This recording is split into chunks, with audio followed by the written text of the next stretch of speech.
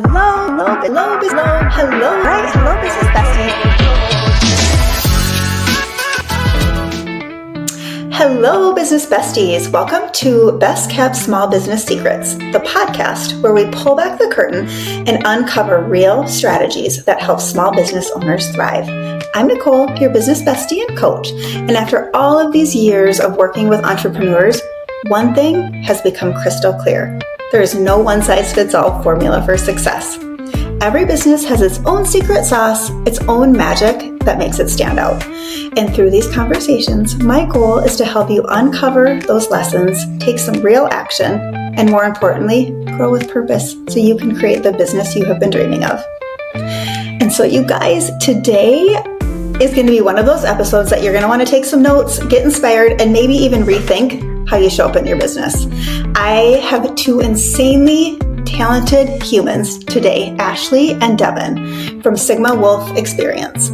They are two creative powerhouses, and they don't just create content, they created a movement. They bring brands to life in a way that makes people stop, pay attention, and actually feel something. So I first actually met Devin and Ashley through a mutual client. And from the moment I saw their work, I really knew that they were different. And I'm not just saying that. Something about their work, and you guys will see it, and we're going to give you all of the information to follow them later, but they don't just capture content, they craft a whole experience, and one that makes the brand unforgettable. So today we're going to pull back the curtain on their creative process, some of the mindset shifts that they've had that have fueled their success. And of course, I'm hoping for their best kept business secret that they have learned along the way.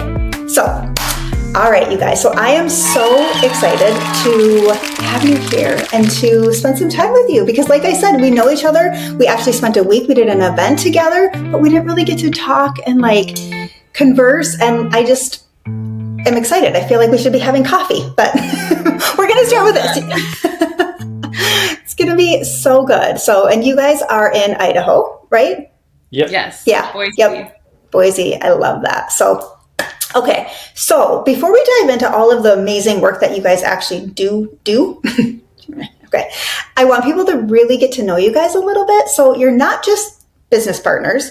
You are really, like I said, you're creative forces, and you've built something truly magical together. So can you tell me just a little bit, Again, I'm curious, but how did this all begin?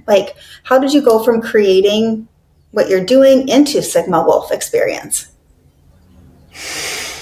Well, I guess that's where I kind of start. So I started Sigma Wolf about, God, I always get it mixed up. I'm stuck in this, I've been a business owner for 6 years, but it's been 8. Well, yeah. So 2018 is when I basically went full force into reaching out to businesses to actually get paid to do it. Yeah. That's when I started branding myself a little bit more, but my whole family, my brother and my dad, both photographers, both really good photographers. And growing up as a kid, my dad basically filmed everything that we were doing, which is kind of cool. I actually had him send me all the clips of when we were younger because I lived in Costa Rica when I was younger, and he filmed everything. So there's hours and hours of footage of me and my brother when we were really young with my mom and my dad. They're divorced now, but yeah, that's kind of where it kind of started, but I didn't really take a knack to it, but I was always an artist. I did painting, I did drawing, I did sculpting. I was in art programs in school. I had some of my artwork in the art museum when I was younger. Oh. But right when I got into high school, it kind of ruined it. They started asking us to take tests and learn history and all that bullshit when it comes to art that makes it not even interesting anymore, right? 100%. At that age, you don't really care that much about the boring history of things. You just want to do the thing, right? I never liked watching football, but I definitely enjoyed playing it. But yeah, it basically started when I was working construction in Hawaii. My parents own a general contracting company down there, and I wanted to do something on my own. So I moved to Idaho, had zero plans of becoming a creative person, taking pictures, doing all that kind of stuff, trying to make money off of it. And it started from backpacking. I borrowed my aunt's camera And I just started taking photos, and that's where it started. And about 2 years after that, I was like, maybe I can actually start getting paid to do this. It's not that easy. I lived in my car for over close to 2 years on and off, just making $0. I did Uber Eats on the side to try and get by. But I went all in, right? Like it was like the definition of a starving artist.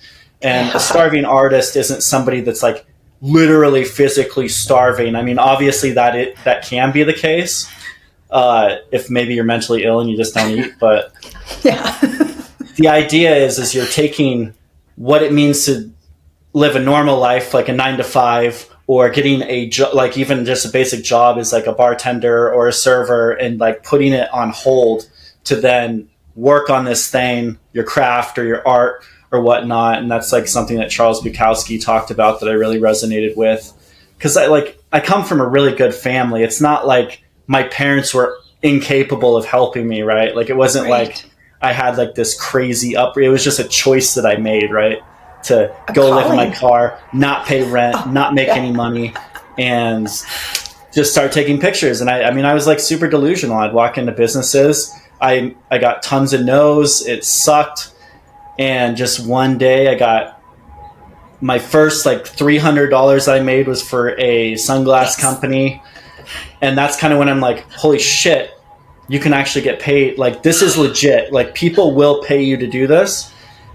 Just like obviously not as much money as I was hoping in the beginning. But then I got picked up by a river jet boat company. So I don't know if you're familiar with jet boats that go up and down rivers. So that's like a very Idaho thing. Okay. And I live in the desert. Yeah. Like you can go to I think you can go to Hell's Canyon that's our canyon, but the Grand Canyon, and go on those types of boat tours. Okay. But it's a jet boat. They do tours, and that's honestly where it started in the outdoor industry. And I kind of got into filming hunts, and then it got into filming for the Visit Idaho Chambers of Commerce. It was for like a branch. They have like so many different branches, but it was like the Outfitting and Guides Association that I started working with, and it just kind of like it feels like a blur at this point. But that's when it all started. That's when I started making like livable money, right? And then every entrepreneur can relate right there. Like when you get that first payment, it's like, this is actually, I'm doing this. This is a real thing. It's very exciting. Even if it's $300, doesn't matter. It's like, that's that awesome moment. I mean, that changed my life in the moment. Like I could fill up my gas tank all the way. I didn't have to like put $20, $15. Like basically I would take that Uber Eats money and then I would put it in my gas tank, and so many orders would always get canceled. So you would have like free food. My son did that when we moved here too. Five high-end restaurant meals would be canceled every time. Yeah. But honestly, that is the true beginning of like somebody that has a passion and a drive. And I love that, because you could have gone and done something else. You could have gone a 9-to-5 job and paid your bills. But when you feel compelled, like that to me is what truly makes businesses and people stand out too. So that's amazing. And that really wasn't that long ago. 2018, like that time goes. No, it wasn't. Fast. But and I'm 34 now. So I was I was younger, but it just seemed like I was a very late. I felt like a late bloomer. Like it felt very late for me, because my brother had finished school. Like I'm the only one in my family that did not finish college. Like my biological dad's an actual biologist. My stepdad, he's a very successful civil engineer and owns a very successful general contracting company. My mom went to college and finished school, owned a Montessori. Like I was kind of like the outlier. No big deal. Hey, I didn't either. I went to esthetician school, so I didn't even same thing. I was like, I didn't feel compelled. I worked my way up through all the things and learned through all these different things. So I think that is a calling too, right? Like there's no right or wrong. And that's what I love too, just because I've also known a lot of people that have these degrees and do nothing with them, or it doesn't help them any single level. I was an anthropology major and didn't finish, so we see where that went. I mean, wow. Okay, so Ashley, I love this. Yes, tell us about you too, because I love that you guys, you technically have like similar, or like you each have your own Facebook or your pages and stuff, but like you're such a dynamic duo. So yeah, let's hear about you now. I can't wait to learn about how you got into this too. Yeah, I grew up all over California, mostly Southern California. I grew up near Los Angeles, and I got the bug. I mean, in my family, my grandmother was almost a prima ballerina, so she had just stardust and fame in her veins, and I grew up being asked, you know, what do you want to do? What extracurricular thing can I do for you? So it was art classes, it was acting classes, it was horseback riding, it was all those types of things. My family was a lower middle class family, so that was incredibly exciting that my grandmother could provide those things. And when I found out about acting, I was this quiet little girl who was so shy and just terrified on the playground at school and had no friends and was such a loner. And I found my voice. And I found my voice in being, I don't want to say being someone else, but portraying someone else's story. Finding a way to connect to people through stories. And so through acting, I gained a ton of confidence. And the years passed and moved away from LA and moved all over and got into, you know, relationships and made a family and was told, you know, that's a nice hobby. It's all great and good, but, you know, you got to get a real job. So, you know, I would go to school and majored in anthropology and went to umpteen community colleges and tried to finish that degree, man, like really tried to fit it in there while I was working. I can't even tell you how many different random, you know, real jobs to pay the bills. And then finally got to the point where I'm like, you know what? Having a 10-year, 5-year plan, just, it's not for me in that way. I did it so many times for it just to inevitably fail with other businesses and companies I worked for. So I said, you know, I'm going to start my own business. So I pursued acting and modeling on the side, and I created a vintage, basically retail company where I would curate pieces and resell them and go to festivals. And then that turned into me managing those festivals and managing my own events. And I really loved the logistical part of it and the community part of it. I ended up moving out of California and basically had to start over. I tried to do those events here. And surprisingly, Idaho has a really great maker community. And I felt like I don't need to kind of shove myself into this. The way that I fit in California doesn't quite fit here.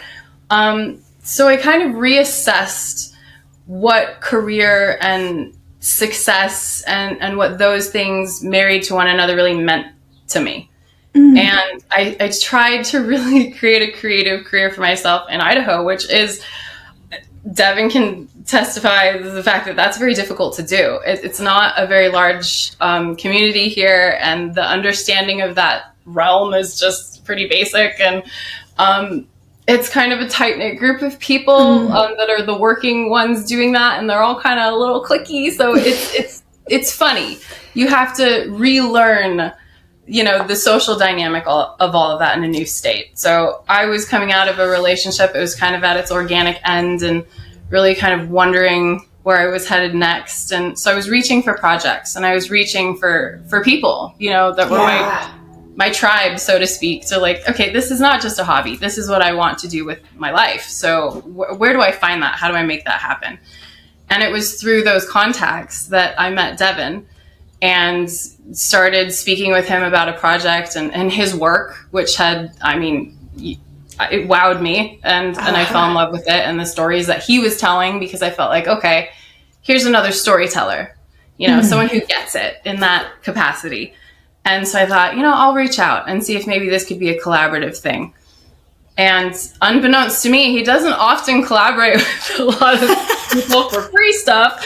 And I wasn't willing to pay him. So here's me. So what can we do? And I came with some ideas to the table, and he had some, and he was kind of like, let's just meet. We'll see what, you know, what feels right to create. And we did. And we did everything basically kind of on the fly, and fell into this really amazing flow. And then he goes, hey, you want to do a podcast? You want to sit down and talk?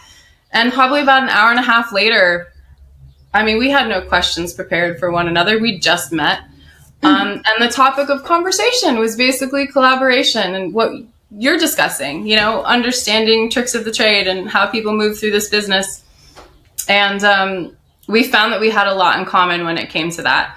And so I kind of unexpectedly found a business partner and a partner. And so I think that's why we work well together, is that the storytelling factor is very similar for both of us and very strong. So that leads us to where we are today. I love this. And I'm so glad that I started out with this question because I did not know. I mean, I obviously knew you guys were amazing dynamic duo and boyfriend, girlfriend, but like, I didn't realize like, wow, you've had so much parallel. You've had so much that like, it's like the universe was just transpiring to get you guys together. Yeah, it feels that way. That's amazing. And I got the honor of watching you guys work at the week-long event we did too. So like seamless, like you guys have like a power, like it's not just a normal company energy. Like it was like literally unsaid things. You could just see that you guys just knew what you were doing and how you were doing. And it makes sense now because like you literally have these different realms, but yet so similar. Like that's very, very damn cool, you guys. I love that. And I can see that's exactly why you're so successful in what you're doing, because you're doing what you're supposed to be doing. Your heart, you're following your heart. You're following the things, the talents that you've been given. Like, oh my gosh, that is so amazing. And now learning a little bit about each of you guys, I'm like, this is why your work is so epic. And it's so not just like, I mean, what would you even say? Like, I mean, you obviously do social media, but you do cinematic stuff. Like you guys take things into a whole different level. Like it's an emotion. Like I said, like you feel like your work.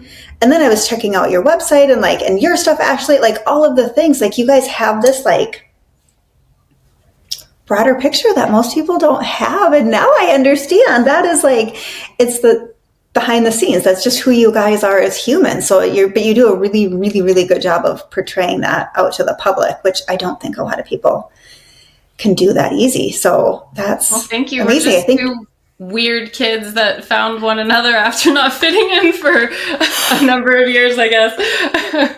Well, but isn't that beautiful? Like I literally wrote down, like you found your tribe with each other. Like that's all you need. It doesn't like, I think sometimes as humans, we think like we need 10,000 people, but no, you just need like one, sometimes two, like just to have that to bring out the best in you. And that's darn cool to know. I wish I would have known that because I would have maybe had different questions, but let me just think for a minute. You're good. Because I love all of this. Because you guys because your work really does tell stories, right? Like I love that cinematic piece that you bring into it. So tell me a little bit about how you guys do that or can create that really for all of your clients in a way that doesn't take all your time, right? But like you do such magical work. So I would love a little bit of, we are on Best Kept Secrets, but I don't want you to like give your best kept secret. It's kind of interesting. And this, I don't know if it runs in my family, but like, I'll just use my cousin, for example, because he's like one of the closer people that I'm with. He's really good at flooring. Mm-hmm. Like he walks into the house and he can see how the house, like he doesn't have to do all the dumb measurements that like they teach you in the trade schools. He just walks in and he knows exactly where to lay it on the floor. Like I've never met anybody like that in construction, by the way. Yeah. So it's interesting, but he can't teach it, right? Uh-huh. He can't teach it.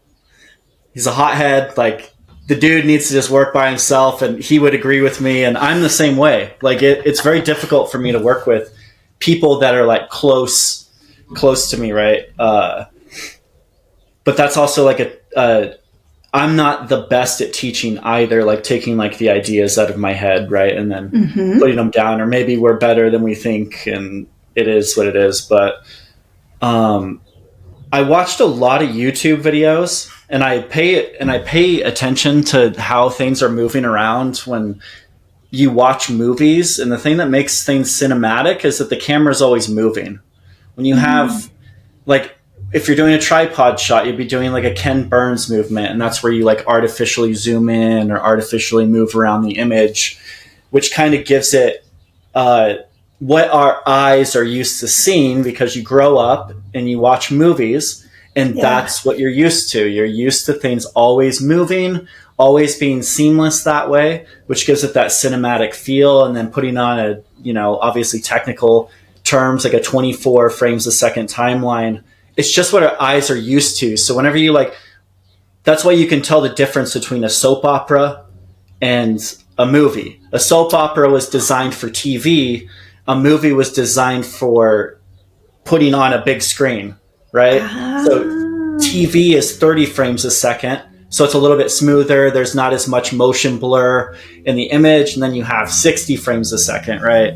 And then you have movies like Lord of the Rings that filmed it in that. And it weirded people out because it feels like a video game. Like you're like a little bit more immersed into it, but then you don't get the feelings that you necessarily would because it feels too real. Then you go to the cinematic stuff, the 24 frames a second, that our eyes are genuinely, that's what we're used to seeing, period. Because we grew up watching movies, VHS, whatever you had. VHS, yeah. So yeah, it's really just the movement of the camera. And I know what I want to shoot before I'm going to shoot it when I get there. But I'm not good at planning a shoot. But I know what I need to get. And the thing that taught me that was working on a fishing boat. You don't know when somebody's going to catch a fish. You don't know when there's going to be a mountain lion coming out. You don't know when the bear's going to walk out. You have to be ready to shoot. You have to be ready to do this. So kind of just having a little bit of an understanding of looking a little bit ahead and having those shots that you think should happen, basically. And then it just creates a story because you shoot it chronologically and then you edit it chronologically. I don't know if that's probably not going to make a lot of sense to people. But I feel like we can geek out a little bit. Like that can be a little moment of like learning and really being, because what I just heard, the average Joe that knows nothing about your work, that like tech is not my thing really. Like, I mean, it's to be totally honest, I love people like you that can help do that. But really, truly too, like keeping some of that movement in there and keeping some of that like beautiful piece instead of like, I want to like do my video and just have it talk right to my face, right? But you do see a little bit, like if somebody's doing it for themselves or they're not able to get to the point where they can hire people yet, like that could be, I feel like a good little nugget of information for sure. And to understand like, the cinema and then the soap opera analogy, that was good. That makes so much sense. I feel like everything I've done in my own world of social media has been on a soap opera.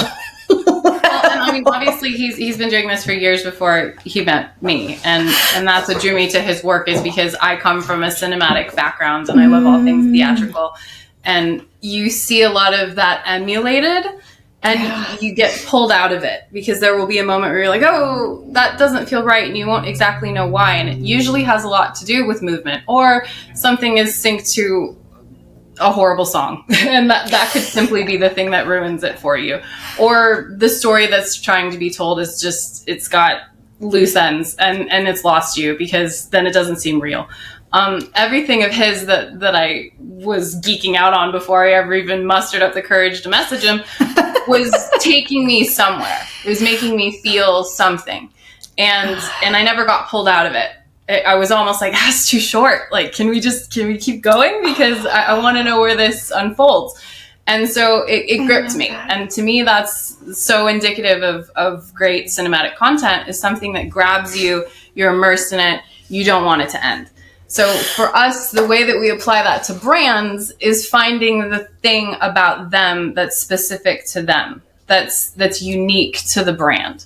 Something that they offer that someone else doesn't. Or if it's a company that there's a lot of other companies like that, well, how do they do it that's different than how these guys do it?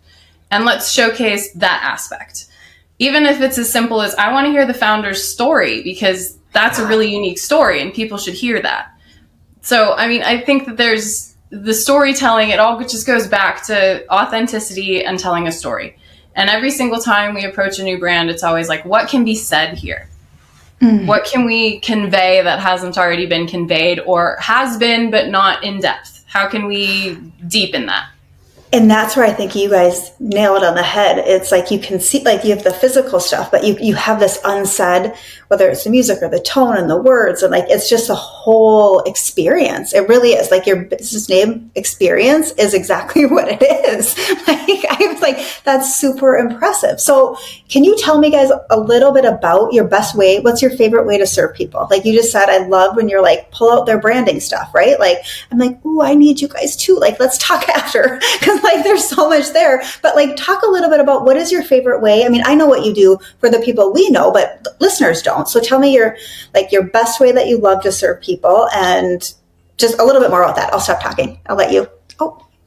Oh, sorry. My camera just turned off. Oh, good. We get a closer view of you guys. There you are. Look at you fancies. Oh, perfect. Okay. That's good. That actually does look good. Yeah. How do I like serving people? Man, that's a good question. Yeah. How do I like serving people? I guess I like being useful. Okay. Being a use, like that somebody can actually benefit from the stuff that we're creating. Like, I don't want somebody just to hate it. That's gonna, like, no artist wants, like, even though like I would say that I'm a little bit different in the aspect that I don't necessarily get my feelings hurt. I just want to make it good. Like, tell me what the fuck is wrong with it and let me fix it. Right? Yeah, like I love that. That's a good mentality to have, though. That's how you're going to create raving fans. That is truly how you create a business that thrives, where people keep coming back. Because I think so often people don't communicate about that stuff. Then they go their separate ways, or they don't care. But like that is a best kept secret, I think, right there. It's just making sure that you're coming back in and communicating of what people want and what you can do. In all honesty, touching on communication, I can't tell you how many times I've researched a company or a brand, and I've walked in and I've been like, this is what they need. This is it. This is the magic thing. They're gonna hear me say this and I'm like, yes, oh my God, all along that's what I've needed. Yeah, you're hired. That's it. Never happens. No. It's always me asking, what are your goals? Yeah. What do you want? This is how I see you. Yeah. But how do you see you? And you see you this way now, but if you had a choice, the ultimate way that you see yourself, what would that look like? It's those conversations, or like, what do you see out of this in the next month or the next year? Or where do you see the business going? Or just starting conversations with people about their businesses. I mean, people want to talk about themselves. This is why podcasts are a thing, right? I mean, we want to share and be heard. So I think that the hugest point that I always have to remind myself of is get all the ideas you want, keep them in your back pocket, but that's where they stay until you feel it's an appropriate time to say so. Because if someone's like, I don't really know, that's kind of why I talked to you guys and reached out, because I kind of want you to tell me.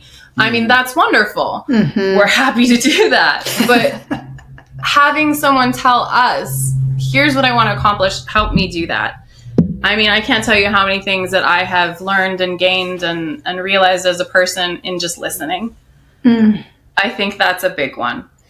Yeah, and I think one of the biggest hurdles in that area that we've dealt with would be a lot of people, they take their egos into the meeting with the business, right? Like they're having a meeting with us, asking us for help, but think they still know exactly what they need. They're like, we need this, and this is how it's going to go. And then if we can't present it right the way that they want it, even though they're coming to us because they don't know what they want, but then they know what they want when they see what they don't want. And it's just, oh, but actually we're good. We have a guy. So yeah.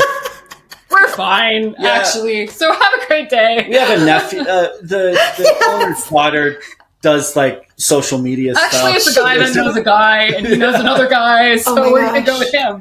Like, my gosh! Like, there's and you're like, thank you, bye. My favorite thing is, go ahead. Oh, no, go for it.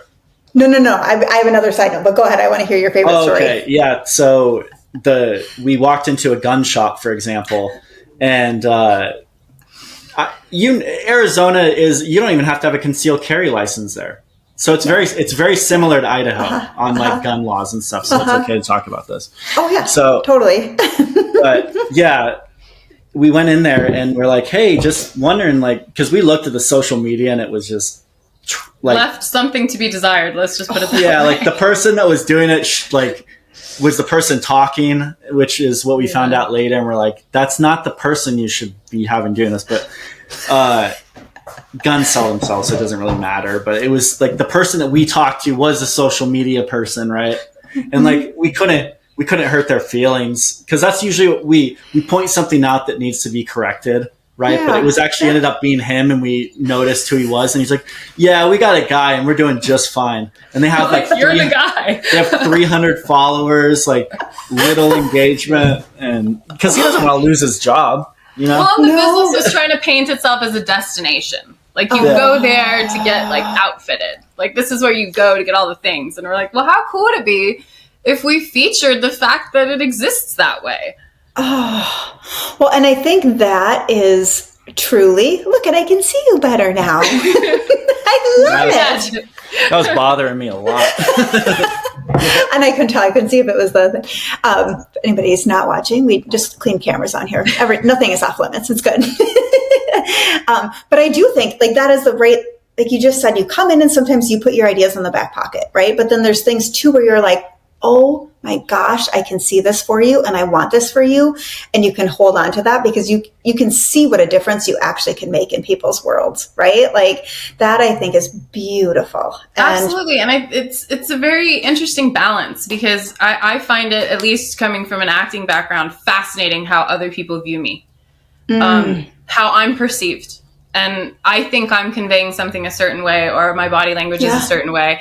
And sometimes I'm dead wrong. As much as I try to be on it, you know, you go back and you watch something, we're all really critical of ourselves. Yeah. Like, oh, I didn't hit that the way I really thought I did, or I didn't say that the way I felt it should have been said. And I'm hyper perfectionist, just like you. So that stuff will drive you nuts for ages. But some people don't want to know how other people view them. They just, this is how I view it. And that's law. And for some that works. Honestly, it does. Some people have a really great vision and they're just going to stick to it and they're super consistent and that's kind of what they need.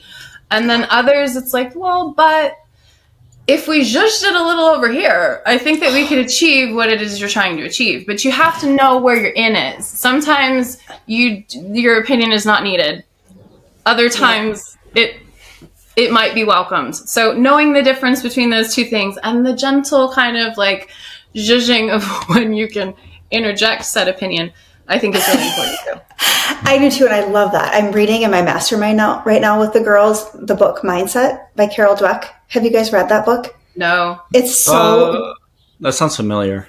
If you haven't, you probably should. I guess a lot of people have read it. And I was like, I don't know what rock I've been living under because it's like magical to me, but it's kind of like that.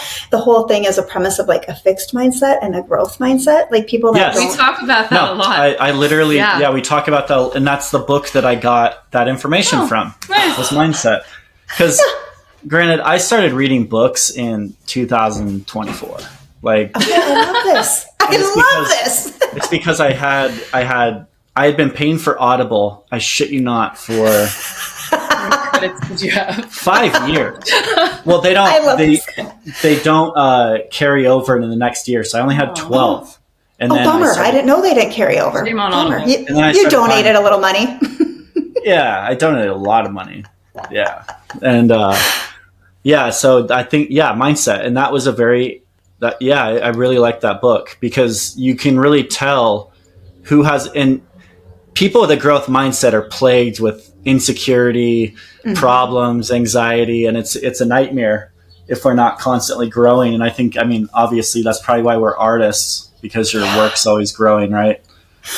Huge. And that's where I think like I learned throughout even just the last little bit of reading that, like the people that come into my world that have super fixed mindsets probably aren't my people, right? Like I love you and I'm going to say a prayer for you and I wish you well, but I want the people that grow, because to me, it's so invaluable to have the right people on my team that can say, hey, yeah, that's good, but let's go to great. Like you just said, Ashley, of like the shushing. I loved that because like that's exactly like, and I have my social media girl here who's not going to be my social media girl for much longer, I don't think, because she's pivoting in her stuff. So again, we are going to talk. I'm going to talk to you guys separately, but we were doing a video And she wanted to be so scripted. And like, I cannot do it. I literally was like, oh my gosh, like it was so hard for me. And so I did my own video of like how I thought it should be. And she's like, I love you, Nicole. And like, it's just, you have to do these certain things. So like, she's like, you're not hitting your brand messaging. Like there's just different things. She's like, I need you to go home and think about this. And then we're going to retry the video. And I was like, ugh. Like, I just wanted it to be one and done. And I was like, I went home so deflated from the standpoint. I was like, I didn't want, and then I was like, okay, that's fixed mindset, Nicole. Like, you're here to grow. Like this is why you need people on your team to tell you that actually sucked. Like, well, let's no one ever do it said again. growing was comfortable. No. It's the right? most uncomfortable thing that exists. And as artists, we're uncomfortable all the time. And then work as you create and as you change and you continue to create, then the work evolves. So then there's this retrospective going back and looking what you did and going, oh, what? I'm so much better than that. How did that ever happen? And it's true in relationships, it's true in business, it's true in all things. I mean, that's a huge reason of why I think we work well together and why we're in a relationship that's working pretty well, I'd say. Because we both want to grow and realize that it's uncomfortable as you're doing it. But as long as there's a desire to do so, that far outweighs the discomfort. 100%. When you can trust the people around you that they have your best interest in mind, right? Like, because part of me would be like, no, like, and then I was like, she wants you to do well. Like, she's also representing you, right? Like, I was like, okay.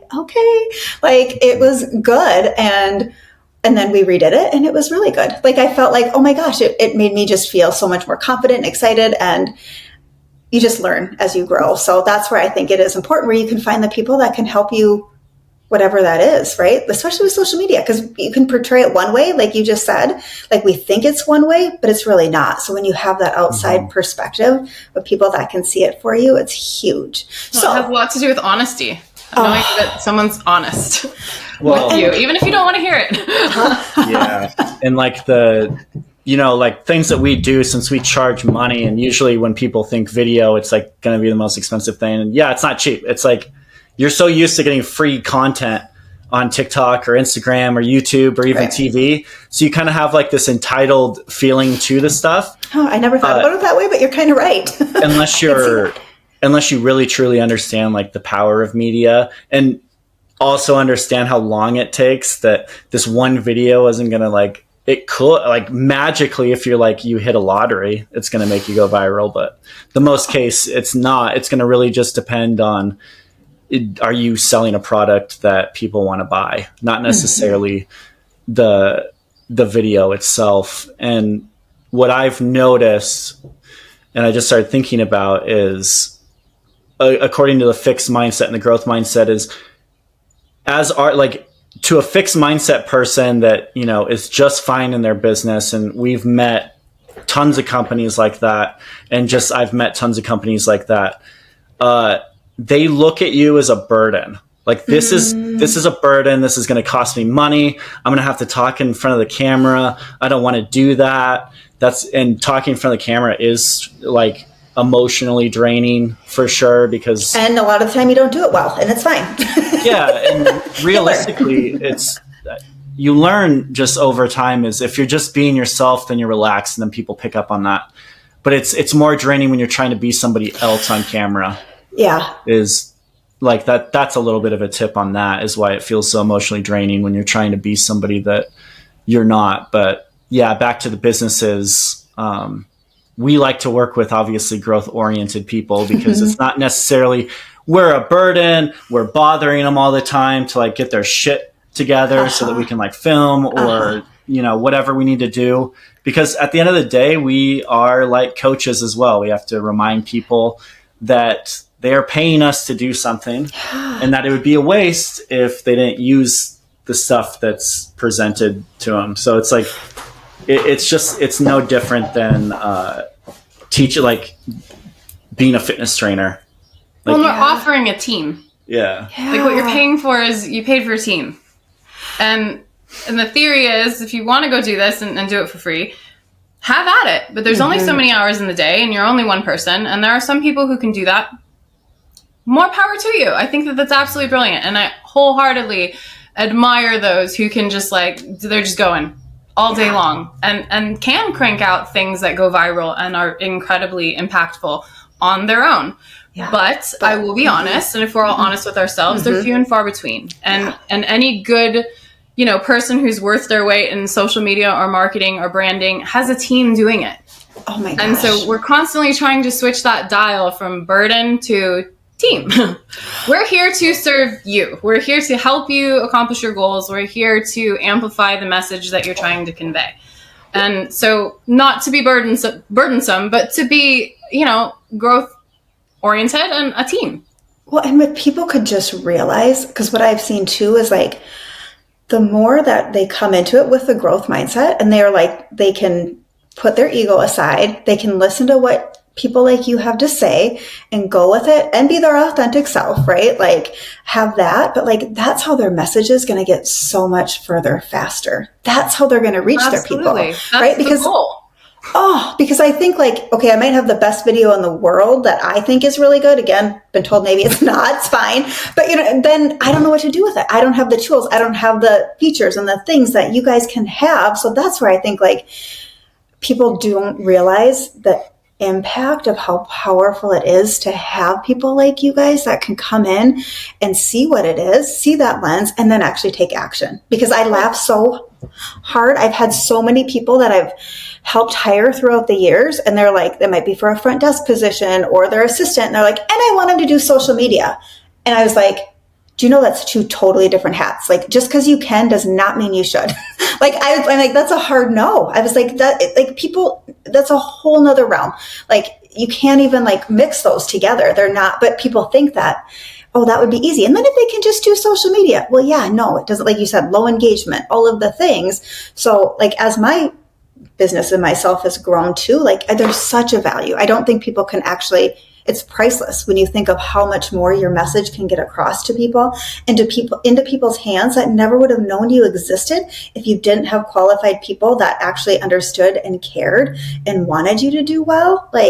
Oh my gosh. Yeah. Well, never walk into a business without already researching what their social media looks like, what their website looks like, what all of the outward facing things we can consume as if we were clients. I mean, right. I have to be able to navigate it as though I'm shopping for the thing that the person that's shopping for it would be doing. So yes. If I can't find it, they're not going to be able to find it. If I didn't get that message, they're not getting that message. It's not me who's uniquely just missing it. That's probably your clientele at large. So when we walk in, we're educated on these things. And it's not to say, here's what you're doing wrong. It's just here where maybe we can add some clarity. Yeah. And so social media management, you're right. Not everybody should do it. I think that there's a misconception that it's well, as long as I'm posting stuff. And what we try to kind of convey to our clients is that it's content curation. I love it's knowing what to put where, when, why.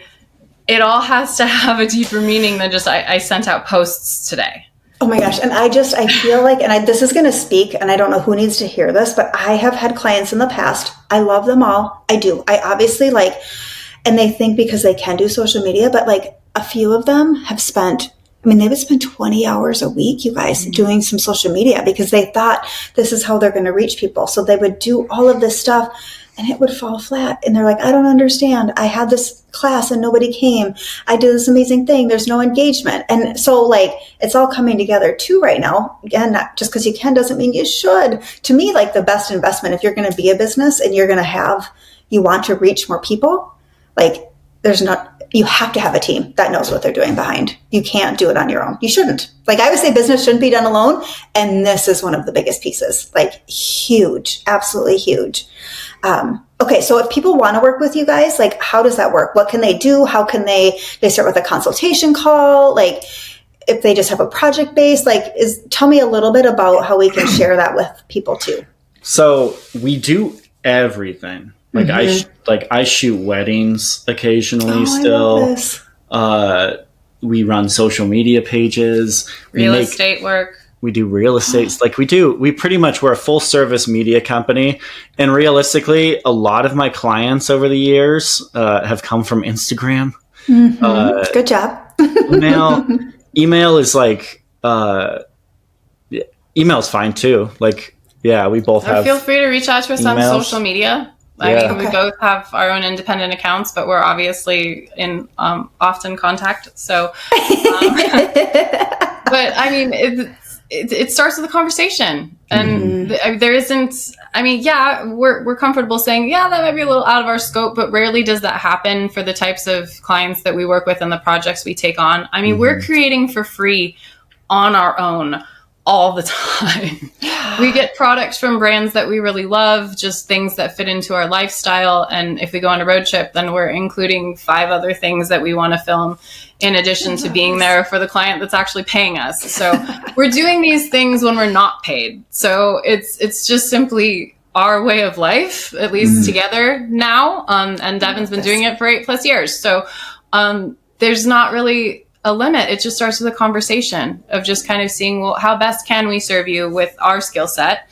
And the delegation of a task, which goes back to what you're saying, it's a team. And so we're just simply 2 other people to take on a workload to help excel a brand or an individual.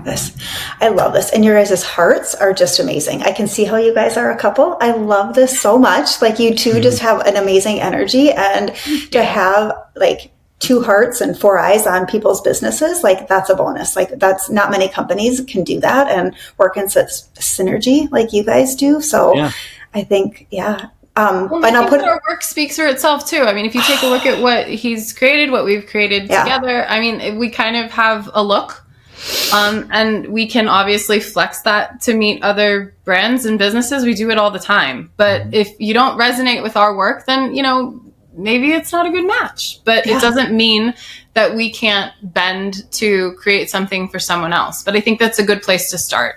Is because we do thank you for saying what you said, but we put our heart into what we create. And it's a little bit of us. So if you don't like it, then you probably won't like us. I can't imagine anybody not. If they've got a fixed mindset, they shouldn't be in here anyway. Well, yeah. And when you get into like the commercial side of things, you don't really get to put a lot of your own artistic, unless they give you free range to do it. Like the likelihood of that happening is like very slim. So that's why we work on personal projects. Like, like personal, like the event, like the videos you see on Instagram, rarely do you see client work on there, because I just want to share what I want to share, which is the stuff that like I'm very proud of. I obviously have some client work that I'm very proud of. A lot of the outdoorsy stuff, a lot of the stuff I've made for Kira and stuff like that. But you're mostly going to see like my personal stuff. And I've gotten into trouble in the past because one of the main things that you have to understand as a client is, if you're not injecting yourself into scenes that are, dynamic, the videos aren't going to look like the videos that I'm creating, right? Like, I can't just make necessarily like this crazy cinematic video if you don't have the time for one to work on it, which that's one of the major things is people don't have time. They don't want to talk in front of the camera. They don't want to do any of that stuff. They think this cinematic masterpiece is going to come out of thin air, right? And, I mean, you guys are good, but like obviously give or take, or you get lucky sometimes and you get like a really cinematic feel, like high energy stuff, like Kira's event, for example. A lot of shit was happening, right? I don't know how you guys did it. I do not know. Anybody who's listening that knows, you were like deep in it with us. And there was a lot of stuff to film. There are people crying. There are people saying crazy stories. Just life-changing shit was happening. And seldom does that happen when you're working for a real estate brokerage. And that's what I got in the communication side is something that I learned the most, basically like closer to this year, and honestly, after meeting her and having her be a part of the business really changed that, because that's like something that was missing. I know how to do it, but you're not going to see me doing admin work. I had barely started actually doing email leads and stuff like that. This has definitely helped significantly, because not only like I obviously want to impress my partner at the same time with the cool stuff that I'm doing, and that I can do a good job. So like, there's somebody there secretly holding me accountable, but isn't like bothering me about the stuff that I'm fucking up on, even though I bother her about that stuff. But That's so good. So what I'm hearing is if there's any growth-minded people listening and they really truly are ready to grow into their next stage and have things seen from a new lens and really like have a team with them that is going to allow them to be their true authentic self and what they really want to be portraying on social media, like that's who should be reaching out to you. Absolutely. And please don't misunderstand when I say the work that's on both of our pages, it's absolutely, it's a passion project. Those are our personal endeavors. So by no means does that say that's all that we do. That's the style. That's the way your ad's going to look. We do things for all types of clients, but it's just showing the fact that we love to do this regardless if we're getting paid or not. So I love that. And there's no social media police. You can do what you want. And it just starts with a conversation. I'm always trying to be a better listener and really hear clients out and understand where it is they want to go. So it just really starts with that conversation of here's this aspiration I have. Here's where I think this could go. How can you help me do that? And I think that's a great place to start. I love that. And I think every business needs to maybe sometimes reevaluate and think, are they doing that in their business too? Because I think like you said earlier, so many people go in with like this, and this is what I'm going to do for you, but they don't take that time to pull back and be like, well, what do you actually want? And then you talk about it. Is there a cookie cutter approach to something fantastic? Absolutely. Yeah. You really, truly have to think outside of the box if you want something amazing. And same with making videos and stuff. Like there is no... People are like, look, you should like know what this looks like. You should know what it's like. I mean, yes and no. I mean, I know what I like, but that doesn't necessarily mean that I know if you. You can't be in my head. Or if you have, That's what I'm for.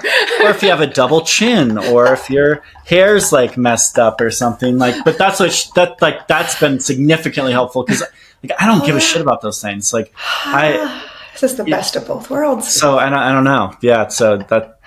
Yeah, I forgot what I was talking about. I'm the hair fixer and the little details here and there. He's the big picture guy. So, but honestly, that makes it so beautiful and miraculous and truly like what people need. Because you can't just like, to me, I would not say I'm a creative artist person, right? Like that's not my zone of genius at all. Like I would love to be, but it's just not. Like I don't have that in me. But knowing that that's my weakness and that's what pulls me to you guys, because I'm like that, I want that. And I want people to be able to be in my head a little bit, right? So like having a conversation with you guys and being able to share that and then letting you do your magic, take the hands off the wheel and be like, no, I trust you guys. Like that's, I think, the beautiful thing that can happen with people in social media and allowing all of that to happen and come to life. And I know, Ashley, you have to go pick up your kids because we have been talking for so long, you guys. Oh my gosh. So, and I didn't even, honestly, I joked that after I get to 100 episodes, we're coming back, but we're going to probably do in like 10 more because I really do have other questions and things. And we didn't even talk about mindset, Devin, like all of the things that so much to talk about. There is so much to talk about. If you want to, honestly, I think this would be good marketing for all of us involved. Yeah. And if you're interested, I mean, I'll just cut up all the videos and make the clips and the reels and like all that bullshit too, because it's obviously not bullshit information, but you know what I mean. All my and my like, Yeah, so we're willing to do these like often. Because this is fabulous. I think this would be good. I think this would be definitely good marketing for everybody involved. I love this. And you're a joy to talk to, Nicole. Like it's so easy to talk to you, and you're just a light. You've amazing energy, also, and. I mean, I guess you learn that about someone when you're just like shoved in the same room. You're like, together for 5 days straight. It either works or it doesn't. I know, right? And if we could get through that, like, whoo. Yeah, do anything. No, I love that. And maybe this is actually, you guys, could be something really fun that like regularly you guys just come in and you guys are like let's just chat about, because we can talk about business. We can talk about if there's anything trending or I don't know, whatever happens in your guys' world, but share some of those nuggets. Because I feel like we had a good marriage of business, but yet like you guys are the authorities on this, like super fun. So I would be so open to that if you guys are too. Fun. Yeah, I'm interested. Yeah, I'm open to it. Yeah. Yeah. So good. Okay. And literally you guys would laugh if you saw my notes. Didn't go on one thing, but I think it's the best. For next time. like, oh, but no, so good. And I even wrote notes down too. That's what I love. I'm like, oh, it's so good. Like you guys you really truly do. Like I love your energy. I love your compatibility and your hearts. I do. It's so cool. And I don't want, I'll talk to many people on here, but like my core group of people that I'm having on here, like I just want like those to be good people like you guys. And truly, I'm excited for people to get to experience you and what you do. Well, we're honored. Thank you so much for the high praise. It means a lot. It's a good conversation. So good. I like that. So good. So good. Dang kids that need to be picked up. I don't want you to be late because I know what it's like to be late. So sorry. Nope, I remember those days all too well. It goes fast. Problems. I have to go pick them up. It does. I will give you guys, I'll just send this to you too and we can talk and I don't have your cell phone number. In the group chat, I didn't do it. So Devin, can we connect Ashley to a group message too? Because I just feel like I've been reaching out to you. I mean, not that I don't like that, Devin, but I always am like, Ashley. Okay, forget him. Reach out to me. And now that I know, like, that's more her lane anyway, I'll talk to Ashley. Delegate that to me. So good. But truly, guys, this was really fun. This is one of my favorite ones, having come in and just chatted. Again, it's almost been an hour. I was like, oh, we'll be done in plenty of time. And we didn't even cover that much. So that just shows me, how amazing you are. And this is meant to be. So thank you, guys. We'll be in touch. Go get your kiddos. Thank you so much. Okay, bye.